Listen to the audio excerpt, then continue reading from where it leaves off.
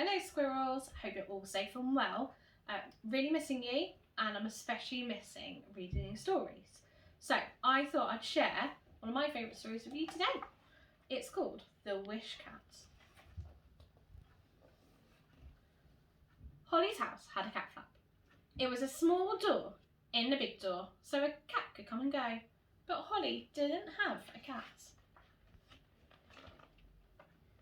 One night, something magical happened. Holly saw a falling star. As the star trailed across the sky, she made a wish. "I wish I had a kitten," she whispered. "A tiny cuddly kitten who could jump in and out of the cat flap." Crash! Something big landed on the windowsill outside. It wasn't a kitten. It was Tom, the scruffiest, most raggedy cat Holly had ever seen. He sat there in the moonlight, smiling a crooked smile. "Meow. I'm Tom, your wish cat," he seemed to say. "It's a mistake," cried Holly. "I wished for a kitten." Tom didn't think Holly had made a mistake. He rubbed his torn ear against the window and howled so loudly it made him cough and splutter. "Meow!" Holly hid under her blanket quilt, hoping that he'd go away. The next morning, Tom was still there, waiting for her outside the cat flap. He wanted to come in, and he brought her a present of a smelly old piece of fish. "Yuck!" said Holly. She picked it up and dropped it in the dustbin. Tom looked puzzled.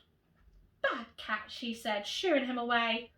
"Go on, go home," said Holly, walking across to her swing. But Tom was there before her.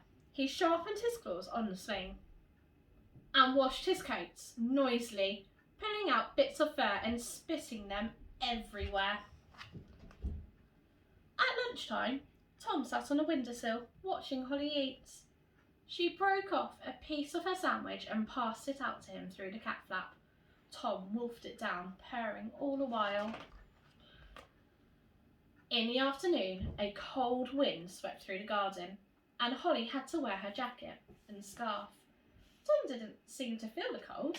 He followed her around, chasing leaves, balanced along the top of the fence, showing off.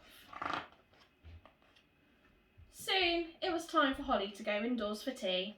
"Bye then, Tom," she said, and stroked his tatty head.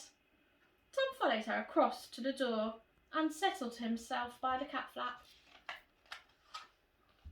That evening, it snowed. Gleaming pom-poms of snow danced in the air.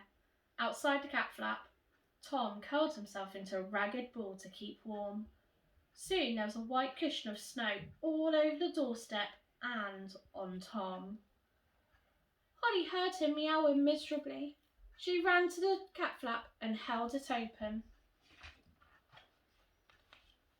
Tom came in, shaking snow all over the kitchen floor. "Oh, poor old Tom," said Holly. He ate a large plate of food and drank an even larger bowl of warm milk. Tom purred louder than ever when Holly dried him with the kitchen towel.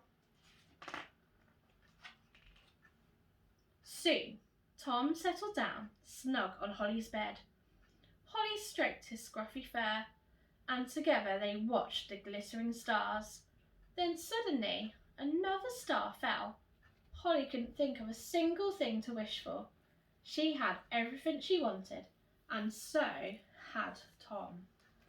What a lovely ending to that story. I hope you enjoyed it too, squirrels, and I hope we're all together again very soon. I wonder if you could wish for any pet in the whole wide world. I wonder what you'd wish for.